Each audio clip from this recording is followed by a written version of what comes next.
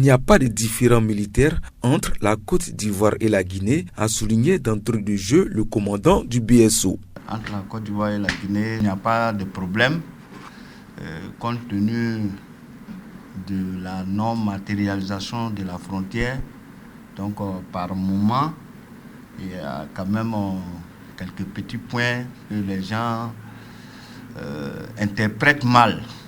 C'est ce qui a été un peu le cas où le 19 janvier, un détachement des éléments de la Guinée sont venus à un de nos postes stratégiques sur la ligne de la frontière.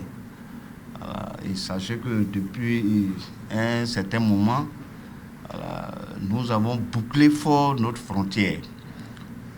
Elle est totalement bouclée pour plusieurs raisons, notamment la lutte antiterroriste.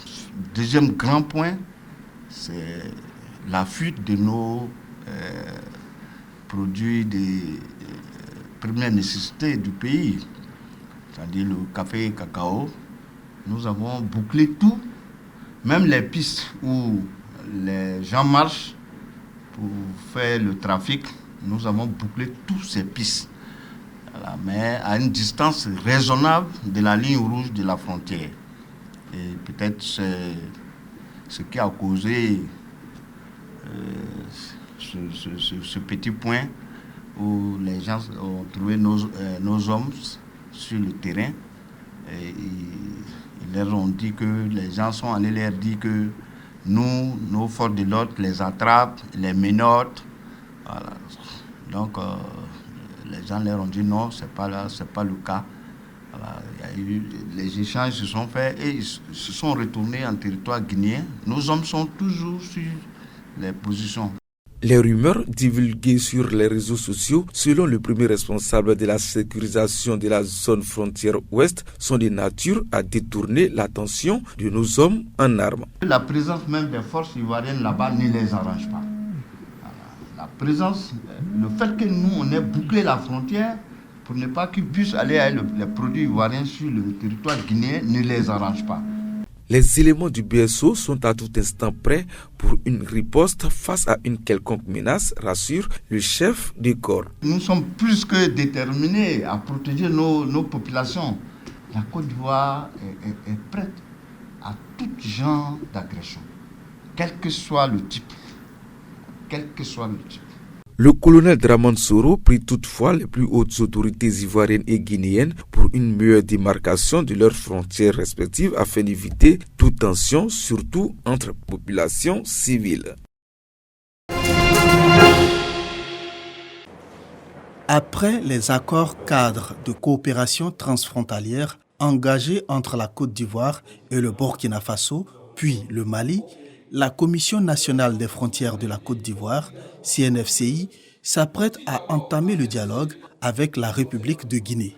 En prélude à ces rencontres de travail, les acteurs étatiques et non étatiques des régions du Tompi, Kabadougou, Bafing et du Folon, localités frontalières à la Guinée, se concertent à Mans.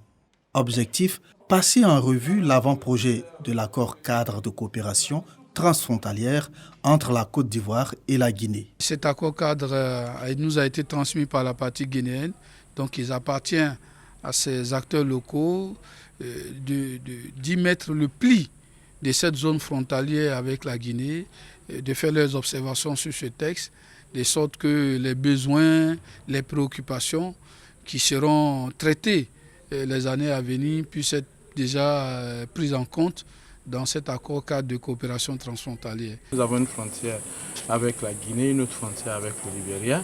L'activité est intense, la libre circulation des personnes et des biens est une réalité et les problèmes sont énormes, les problèmes liés à la sécurité, les problèmes liés à la coexistence pacifique que nous appelons de tous nos voeux entre les peuples qui vivent le long de cette frontière. Donc c'est pour ça que nous sommes venus à cet atelier pour nous donner l'occasion de les exposer.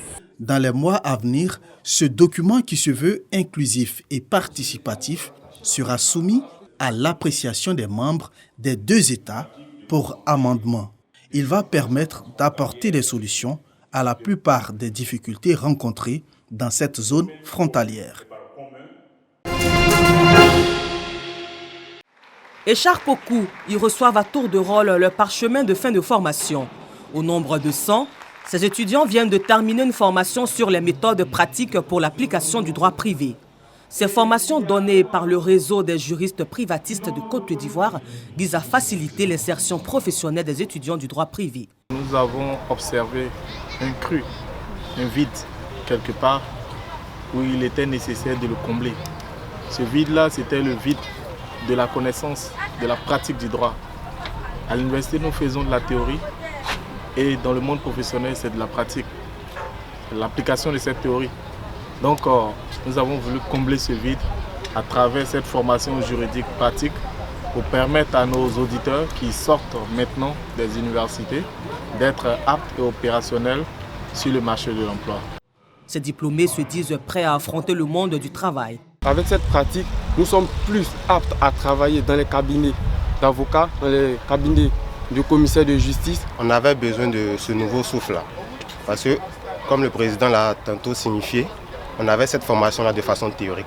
Et cette pratique-là nous permet vraiment d'être compétitifs sur le marché de l'emploi surtout. Et d'avoir vraiment ces rudiments-là pour pouvoir faire face à toutes les situations, surtout celles qui sont juridiques. Dénommée Gala de l'emploi, cette cérémonie est à sa 2e édition.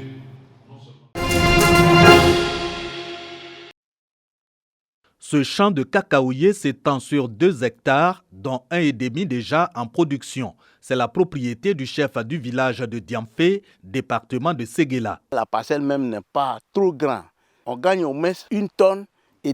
Diamfé se situe à la lisière des régions du Ouorodougou, Ossa-Sandra, Montagne et Bafing, donc une localité à cheval sur la savane et la forêt. Favorise donc la cacaoculture à Diamfé, de techniques particulières. Forêt, tu ne vas pas mettre feu. Si tu as mis feu dessus, que le feu même a mangé le coin que tu as coupé, tu ne peux pas planter cacao là-bas.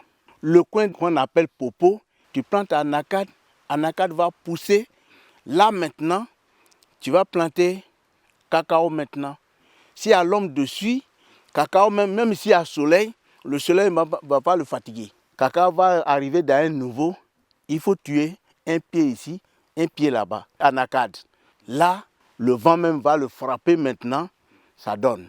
Agroforesterie à base d'anacardier en savane et culture sans brûlis en forêt galerie. Voilà la clé du succès de la cacaoculture dans le Ouorodougou.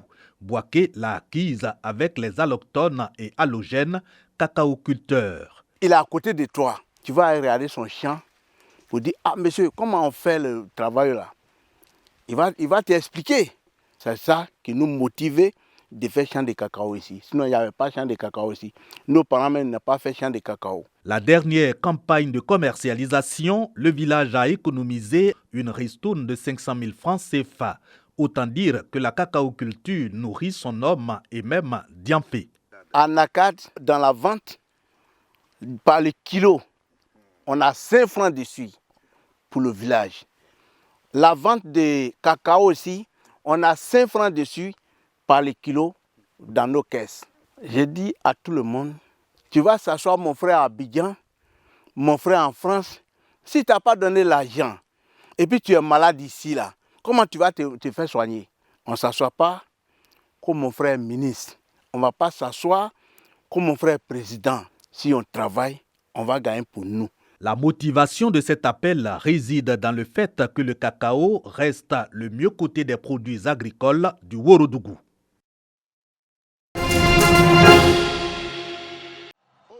Le Burkina Faso et le Sénégal disputent la première demi-finale de la Coupe d'Afrique des Nations 2021.